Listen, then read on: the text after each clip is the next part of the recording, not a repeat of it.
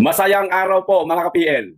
Sa palagay ko, ginagamit na lamang po nilang panakipbutas ngayon itong impeachment ni BP Inday Sara sa flood control scam mga kababayan. Para hindi po sila makapagbukas ng Blue Ribbon Committee at hindi po sila makapagsagawa ng investigasyon sa Blue Ribbon Committee mga kababayan.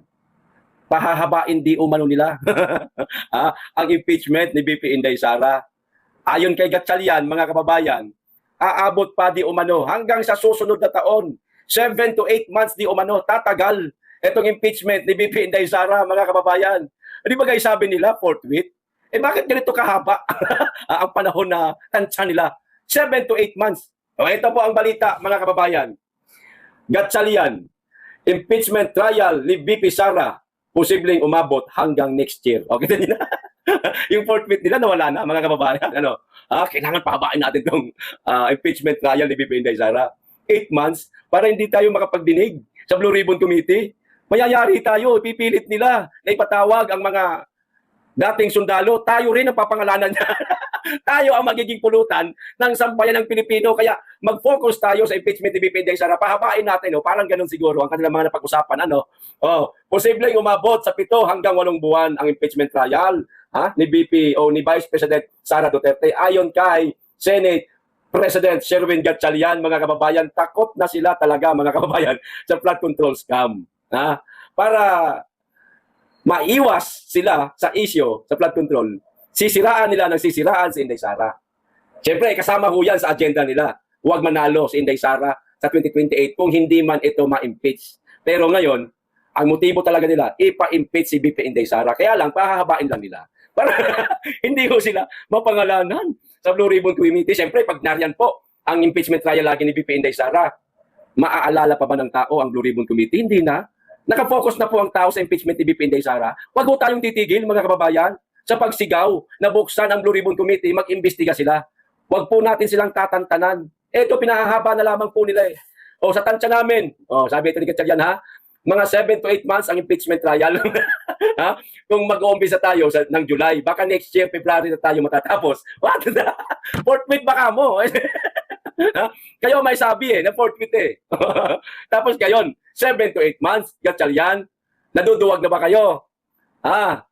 Sa Blue Ribbon Committee na nasa inyo ngayon, natatakot ba kayo? Napangalanan kayo? Mga kababayan, hindi ko ninanais na ma-impeach ang ating pangalawang Pangulo. Kasi sigurado ako, lalaban po ang mga legal counsel ng ating pangalawang Pangulo, mga kababayan. Napakatalin po ng mga kaisipan, napakatatalino ho. Ba't nga kung may tuturing sabi ni BP Inday Sara no? Yung sinasabi ng iba na baka ma-impeach si BP Inday Sara, baka lang naman yun. Pero, hahayaan ba ni Inday? At hahayaan ba ng mga legal counsel niya na ma-impeach siya? Siyempre, hindi lalaban ho sila ng patas. Kaya malabo pa yung impeachment o pagkaka-impeach ni BP Inday Sara. Gugulong lang itong impeachment trial laban sa kanya. Pero hanggang gulong lang yan. Kita nyo, pinahahaba nga nila Pati sila, mga kababayan, duda na ma-impeach si BP Inday Sara 7 to 8 months. Maantagal niyan. Kalahating taon mahigit. Pinag-aaralan din namin kung paano mapabilis. Tangin na. Yung impeachment trial dahil hindi lang naman impeachment ang ginagawa ng Senado. Meron pa tayong mga panukalang batas na pag-uusapan. Putang ina, wala namang kwenta yung batas ninyo. Tsaka na yung mga panukalang batas na yan, hindi naman nagagamit ng tama yan. Meron na nga tayong batas, hindi nyo naman sinusunod, binabali nyo naman. Paano ginawa ninyo kay dating Pangulong Duterte? Ibagay wala tayong, hindi tayo under ng ICC, bakit hinayaan ninyo na madala si Duterte doon sa Dahig Netherlands? May batas tayo Hindi pwede makialam ang ICC, bakit nadala pa rin ang dating Pangulo? Kaya yung panukalang batas ninyo, tsaka na yan. Blue Ribbon muna tayo, Gatchalian. Dalawa lang sana ang mangyari dyan sa Senado. Kung itutuloy nyo talaga, itong impeachment trial ni BP Inday Sara, sa bagay, doon naman talaga ang punta niyan. Gigil na gigil kayo, takot na nga kayo na baka maging presidente si Inday Sara, yari kayong lahat Dalawa lang ang gusto namin, impeachment, sige tuloy nyo yan, yung gusto nyo Pero kami, ang gusto namin, kami mga sambayan ng Pilipino, kundi itong pamalagi ang pagdinig sa Blue Ribbon Committee tungkol sa flood control scam. Kahit yung dalawa lang na yan muna. Tsaka na yung mga panukala na, wala namang kwenta yan Ang dami na nating batas, nagagamit pa ng tama, binabaloktot nyo nga, mga putang ina nyo. Di ba? Kasabay nito, sinabi rin ni Gatchalian na handa na siyang magsilbing presiding officer ng impeachment court. Yan, aniya, patuloy siyang kumukonsulta sa mga legal expert. Putang ina, hindi mo pala alam Putang ina ka Tapos, gusto mo pa maging presiding officer sa impeachment ni Sara? Huwag na lang ikaw. Putang ina naman gatsa lang. Bobo mo pala eh. Oh? Sabi niya, patuloy siyang kumukonsulta sa mga legal expert. Oh, pinag-aaralan ang mga ebidensyang inihain ng prosecution at nire-review ang naging daloy ng impeachment trial ni dating Chief Justice Renato Corona upang maging gabay, aniya, sa nalalapit na paglilitis. Wala kaming pakialam kung anong gusto mong gawing paghahanda sa impeachment ni BP Inday Sara bilang presiding officer. Wala kaming pakialam dyan. Isa lang ang nakikita namin dito sa mga sinasabi mo, itong 7 to 8 months, panagkibutas ito sa flood control scam. Pinahahaba ninyo ang impeachment trial kay BP Inday Sara para hindi kayo makapag-imbestiga sa Blue Ribbon Committee. So, yun lang yun mga kababayan. Pero tayo, na mga Duterte diehard supporter, mga kababayan, naturalmente ayaw ho nating ma-impeach ang ating pangalawang Pangulo. Pero tandaan ho natin, bendalo po mga kababayan ang gagawin nila. Bendalo. Kahit na, sa bagay, hindi pa naman gumugulong. Hindi pa gumugulong ang impeachment trial kay BP Inday Sara. Kahit na, ang mga ebidensyang ilalabas ng legal counsel ni BP Inday Sara, angkop, hindi peke, hindi laro, kundi pawang katotohanan. Ibebendalo pa rin po nila yan mga kababayan. Bendalo nga yan po ang gagawin nila. Kaya bagamat ayaw man natin na ma-impeach ang ating pangalawang Pangulo mga kababayan, wag po tayo masyadong umasa. Ang pinakamainam po natin gawin, sumubaybay po tayo at magtiwala sa galing at talino ng mga legal counsel ni BP Inday Sara. Siyempre, higit sa lahat, manalangin na magwagi ang ating pangalawang Pangulo, huwag ma-impeach makatakbong presidente sa 2028 para lahat ng mga animal na mga kawatan at tumanggap ng maleta, makukulong. Okay, ito pa isang balita mga kababayan. Itong nangyari po kahapon, itong tinatawag nilang White Ribbon Rally ba ito? White Ribbon? Basta yung nangyaring rally kahapon dyan sa EDSA, mga kababayan, hindi tayo nakapunta kasi nasa Davao pa tayo. Anak ng yawa, itong mga kasama ng mga makakaliwang grupo, mga kababayan, na inaakala natin na sila'y kaanib ng makakaliwang grupo.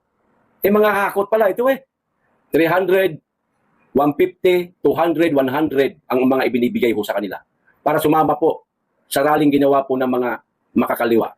Bagamat meron tayong kasama doon ng mga DDS na dumalo rin po, no? Isang tabi na natin yon. Kilala naman natin sila kung ano ang motibo nila. Kaibigan natin sila, nakasama natin na matagal. Siyempre, walang iba, kundi ang etong napakalalang korupsyon lang. Kaya sila nakisama doon. Pero yun nga, di umano'y tinaboy daw yung ating mga kababayan, yung ating mga kaibigan. Tinaboy, hindi sila tanggap, hindi sila welcome. Kaya dito, mga kababayan, itong video ipapanood ko po sa inyo, naaawa ako sa mga kababayan natin. Nagagamit ho sila ng mga makakaliwa sa halagang 300, 200, 150 hanggang 100. O ito, panoorin po natin ang video. 200 lang walang pagkain.